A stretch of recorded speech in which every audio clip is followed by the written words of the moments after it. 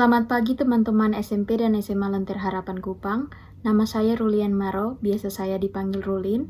Saya merupakan siswi SMA Lentera Harapan Kupang yang sekarang sedang berada di Amerika dan menjalankan program pertukaran pelajar selama 1 tahun ajaran.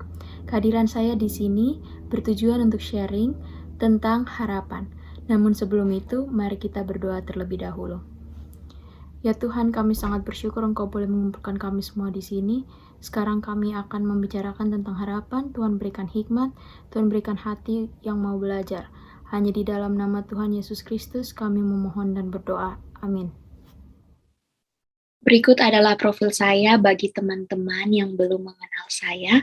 Saya merupakan alumni SMP Lentera Harapan Kupang. Saya lulus tahun 2019 dari SMP Lentera Harapan Kupang dan saya merupakan siswi SMA Lentera Harapan Kupang. Saya merupakan bagian dari angkatan tahun 2021-2022 yang sekarang di mana teman-teman seangkatan saya sedang duduk di bangku kelas 12. Tapi karena saya mendapat kesempatan untuk menjalani program pertukaran pelajar di Amerika selama 1 tahun, maka saat pulang nanti saya akan mengulang kelas 12 dan saya akan menjadi bagian dari angkatan tahun 2022-2023.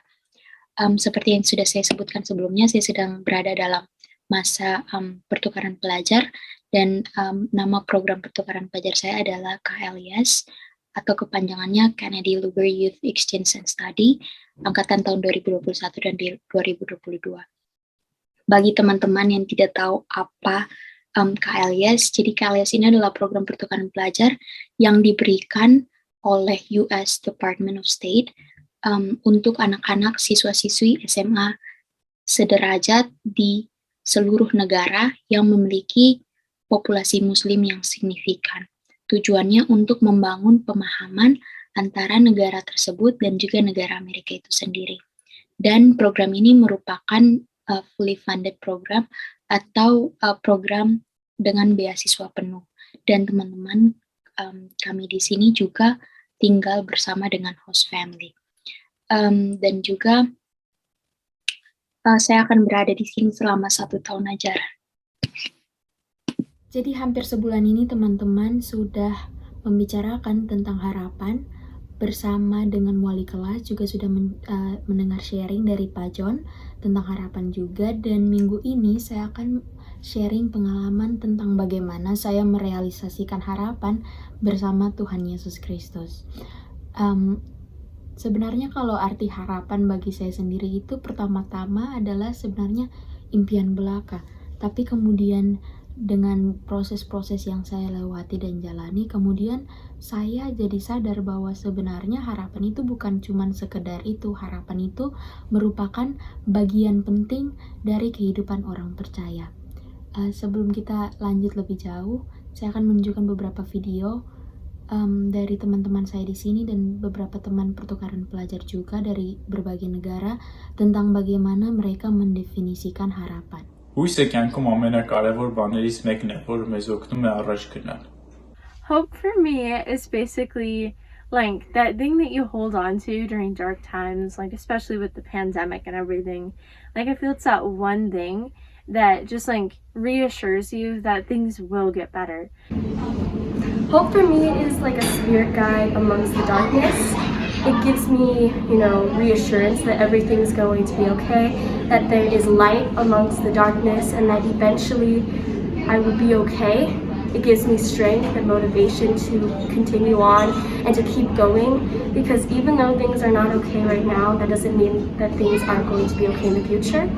So hope is just like a bright light to me. 私にとって望みとは叶えたい目標を見つけたときにそれに向かって一生懸命取り組めば実現できる可能性があるということです。 Para mí la esperanza significa confiar en que siempre hay una salida y que va a salir bien, aunque creo que hay que siempre poner algo de tu parte, no puedes simplemente confiar en que todo va a salir bien sin poner ningún esfuerzo. Hope atau harapan adalah sesuatu yang kita percaya di hari ini dan akan terjadi di hari esok. Artinya, sesuatu yang kita lakukan di hari ini dan apa yang akan terjadi di hari esok adalah hal yang semu. Untuk itu, menurut saya, hidup kita bergantung pada kepercayaan atau pengharapan kita. Pengharapan kepada Tuhan atau pengharapan kepada apapun yang kita perbuat di hari ini akan mendatangkan hal yang baik di masa depan. สวัสดีค่ะก็ความหวังสำหรับเรามันเป็นเรื่องที่สำคัญมากๆเพราะว่ามันเหมือนเป็นแบบแรงผลักดันให้เราก้าวเดินต่อไปแล้วก็มีจุดมุ่งหมายในการใช้ชีวิตแล้วก็แบบว่าทำให้มันสำเร็จให้ได้ตามที่เราตั้งเป้าเอาไว้ค่ะ Yo creo que la esperanza es muy importante porque nos ayuda a seguir en la vida. 私にとって希望とは目標に向かう上での力になるものです。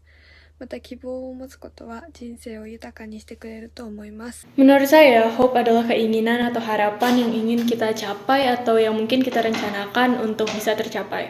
Menurut saya, hope juga bisa didefinisikan sebagai kekuatan, karena hope bisa memberi kekuatan seperti misalnya jika kita ingin hidup dalam iman, hidup dalam ajaran Tuhan Yesus Kristus, maka jika kita punya hope, kita akan selalu setia dan taat akan ajaran-ajarannya, dan itu bisa menguatkan kita dan untuk selalu berada di jalannya dan melakukan sesuatu agar bisa mencapai apa yang kita inginkan.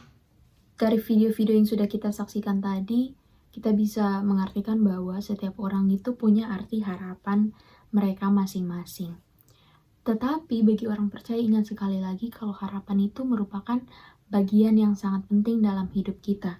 Dan juga kalau kita baca di Mazmur 28 ayat 7, firman Tuhan berkata, Tuhan adalah kekuatanku dan perisaiku, kepadanya hatiku percaya, aku tertolong sebab itu beria-ria hatiku, dan dengan nyanyianku aku bersyukur kepadanya.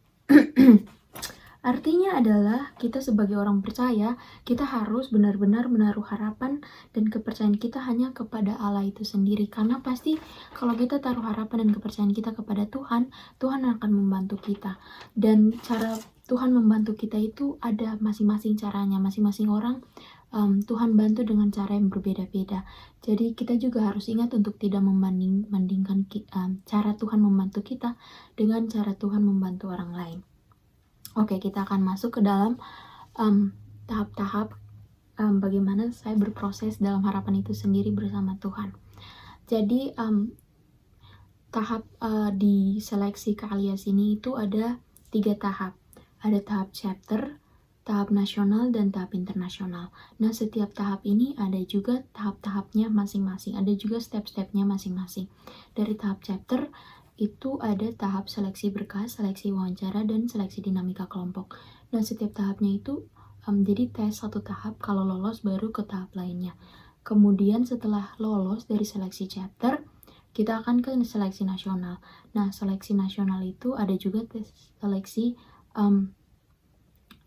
berkas, juga seleksi kesehatan, juga ada seleksi dinamika kelompok, ada tes wawancara, dan juga esai. Dan setelah lulus dari seleksi nasional, itu ada seleksi internasional, itu seleksi kemampuan berbahasa Inggris. Dan kemudian setelah itu dinyatakan lolos, dan setelah dinyatakan lolos akan orientasi. Setelah orientasi ada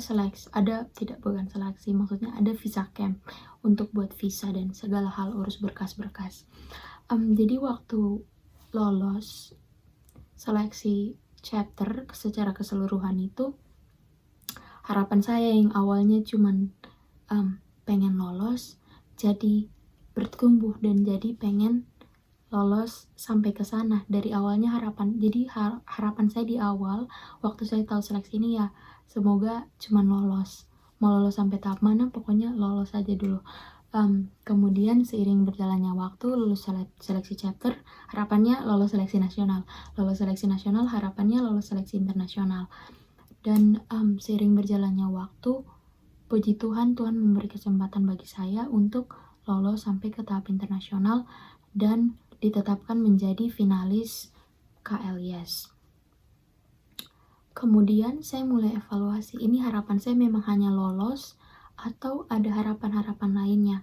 Karena tidak mungkin harapan saya cuma lolos, saya harus butuh sesuatu harapan yang lebih besar daripada itu. Kemudian saya bergumul dan harapan saya adalah dengan lolosnya saya ini, saya bisa membawa nama sekolah, nama negara, dan juga nama saya sendiri dan nama keluarga itu dengan sangat baik, dan biarlah kehadiran saya di sana nanti, biarlah nama Tuhan saja yang dipermuliakan. Itu harapan saya. Dari yang awal cuman harapan biasa, kemudian berkembang dengan seiringnya berproses bersama Tuhan menjadi harapan tersebut. Nah, dalam proses menggapai harapan tentunya itu tidak gampang. Ada jatuh bangunnya. Kalau mau dibilang ada jatuh, kemudian bangunnya. Pertama, saya harus keluar dari zona nyaman. Saya harus paksa diri saya untuk tidak malas-malasan, karena saya merupakan orang yang awalnya suka menunda-nunda pekerjaan, suka malas-malasan, dan kemudian saya diperhadapkan dengan begitu banyak berkas yang harus saya isi, saya selesaikan, dan bukan sampai selesaikan saja, saya harus kirim, dan kalau ada kesalahan ya saya harus perbaiki lagi, kemudian kirim lagi, dan diperiksa lagi, seperti itu. Dan juga saya harus pergi ke berbagai tempat, memenuhi imunisasi, memenuhi vaksin, urus paspor, dan itu kalau malas-malasan, itu saya tidak akan pernah bisa melewati semua itu. Dan juga itu semua karena pertolongan Tuhan. Dan itu saya harus benar-benar tanamkan sikap disiplin, karena kalau tidak disiplin, semua kerjaan dan berkas-berkas yang harus dikumpulkan, semua seleksi-seleksi itu akan tertunggak. Kemudian juga dalam proses visa camp saya terkena COVID. Saya terpapar COVID, positif COVID, dan itu saya sedang dalam proses menunggu kepastian akan berangkat atau tidak. Karena angkatan tahun lalu itu tidak berangkat, jadi pada saat itu COVID sedang naik-naiknya, dan saya mulai merasakan hilang harapan. Sejujurnya saya sampai di titik hilang harapan, karena saat itu COVID varian Delta masuk ke Indonesia, COVID sedang naik-naiknya, kemudian saya kena COVID, belum dapat jadwal visa camp, saya sudah cuti sekolah, jadi waktu itu teman-teman kelas 12 saya sudah sekolah, dan saya berada di titik paling down dalam hidup saya, dan seakan-akan itu merasa hilang harapan. Dan merasa hilang harapan karena semua hal itu. Dan kemudian waktu saya harus visa camp, Tuhan punya rencana dan Tuhan membatalkan visa camp tersebut. Yang pertama harusnya visa camp ber-80 di hari saat saya terkena COVID. Tiba-tiba dari kakak-kakak pengurus Bina Antar Budaya menyampaikan bahwa harus dibatalkan terlebih dahulu karena lonjakan kasus, sehingga saya benar-benar fokus dalam karantina.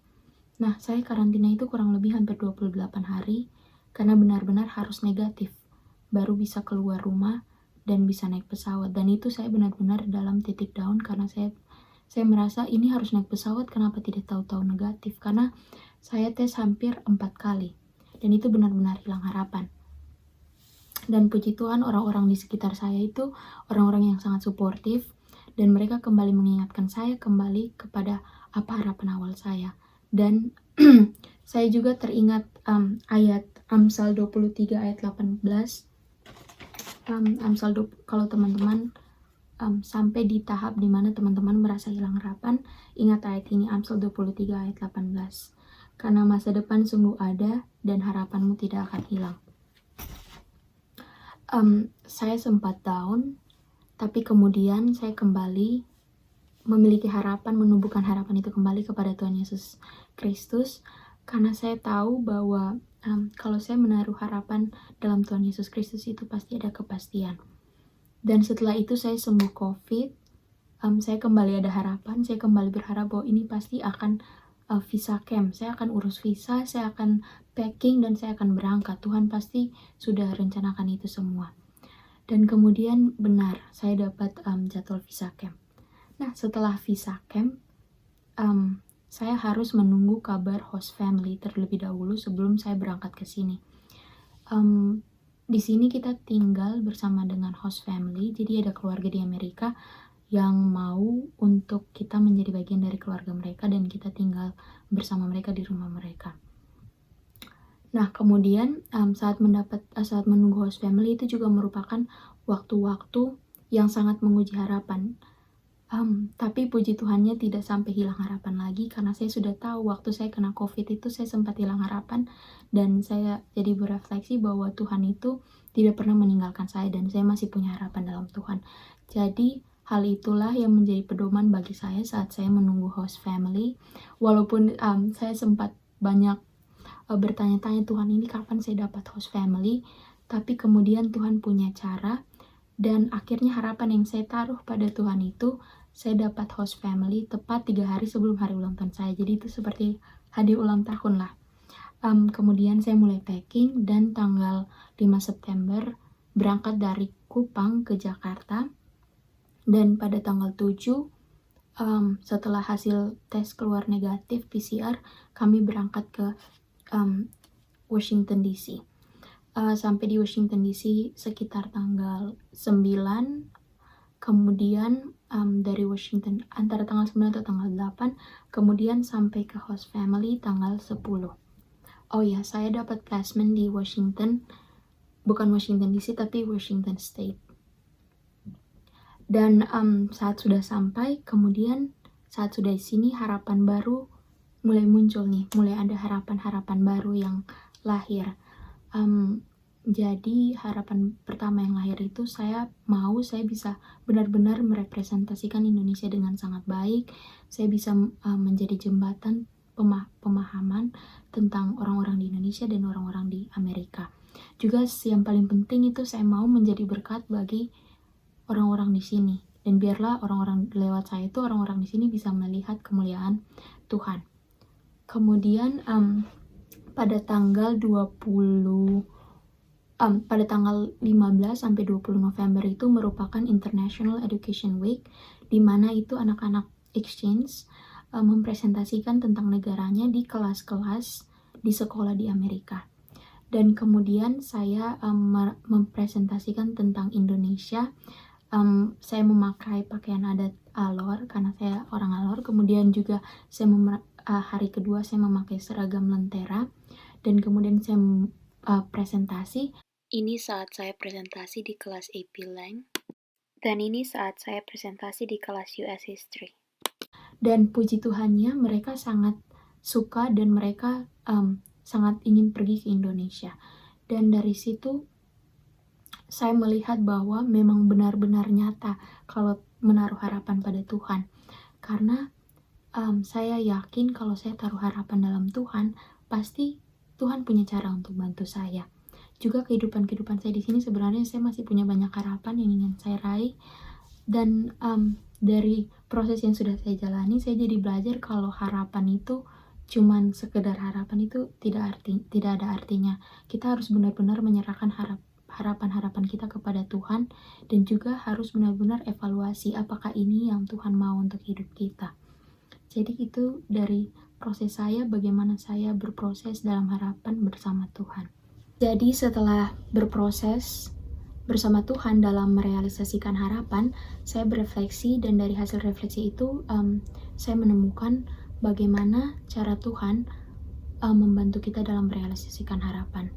Jadi ini menurut saya cara-cara yang harus kita lakukan sebagai orang percaya dalam merealisasikan harapan. Ini berdasarkan pengalaman pribadi saya. Yang pertama, kita harus evaluasi harapan kita terlebih dahulu. Apakah harapan kita ini sesuai dengan kehendak Tuhan? Karena ingat, untuk orang percaya seperti kita, apapun juga yang kita lakukan harus sesuai dengan kehendak Tuhan. Termasuk harapan kita harus sesuai dengan kehendak Tuhan. Jangan menaruh harapan, jangan berharap kepada sesuatu yang tidak Tuhan kehendaki. Yang kedua, sadar bahwa dalam setiap diri kita punya talenta yang dianugerahkan Tuhan, dan kenali diri kita, karena talenta itulah yang akan menjadi salah satu faktor yang mendukung kita dalam menggapai harapan kita itu sendiri. Dan jangan membanding-bandingkan kita dengan orang lain. Setiap dari kita dianugerahkan talenta dari Tuhan. Yang ketiga, tanamkan sikap pantang menyerah dan konsisten, karena percayalah dalam proses merealisasikan harapan itu ada titik di mana kita akan down, dan untuk saya sendiri ada titik di mana saya sampai hilang harapan.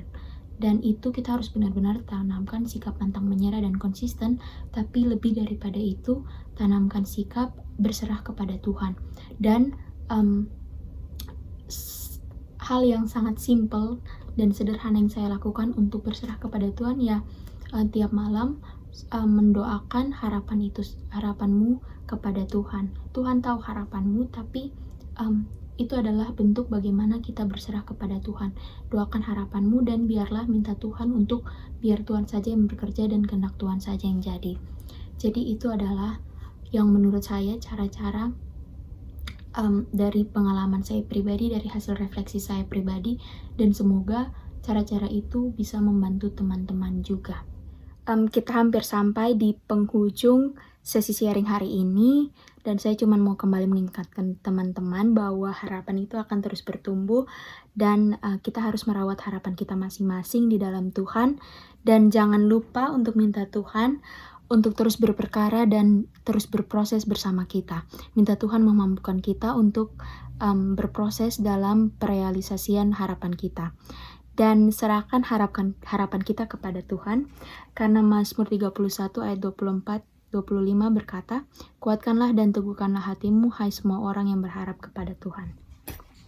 Dan juga, jika teman-teman berada sampai pada titik hilang harapan, seperti apa yang telah saya lalui sebelumnya, ingat bahwa Tuhan tidak pernah meninggalkan kita, sekalipun kita hilang harapan, Tuhan akan terus menyertai kita. Dan datang pada Tuhan, minta ampun, dan minta Tuhan untuk kembali menunjukkan cahaya harapan itu kembali kepada kita. Minta Tuhan berikan kita kepekaan, agar kita bisa kembali melihat harapan itu dan kembali semangat menggapai harapan kita. Dan kalau kita sudah kembali menggapai harapan, kita sudah kembali merasakan bahwa, oh iya, saya mau menggapai harapan itu kembali. Ingat untuk juga bersyukur kepada Tuhan, karena Tuhan sudah menolong kita, dan terus berserah kepada Tuhan. Sekian dari sharing saya hari ini. Saya ingin mengucapkan terima kasih kepada Ibu Frida dan Ibu Simri serta semua guru-guru yang sudah memberikan saya kesempatan. Saya mohon maaf atas kesalahan kata. Saya juga masih perlu banyak belajar, dan semoga apa yang sudah saya sharingkan bisa menjadi berkat bagi teman-teman dan menjadi berkat bagi kita semua. Dan sebelum saya mengakhiri sharing ini, bagi teman-teman SMP maupun kelas 10 yang mungkin tertarik untuk mengikuti program ini, teman-teman boleh cek Instagramnya Bina Antar Budaya, dan juga kalau teman-teman punya pertanyaan lanjutan mengenai program ini, teman-teman bisa DM ke Instagram saya, Rulian M, dan saya akan dengan senang hati menjawab dan sharing lebih lanjut tentang program ini dengan teman-teman. Sekian dan shalom bagi kita semua.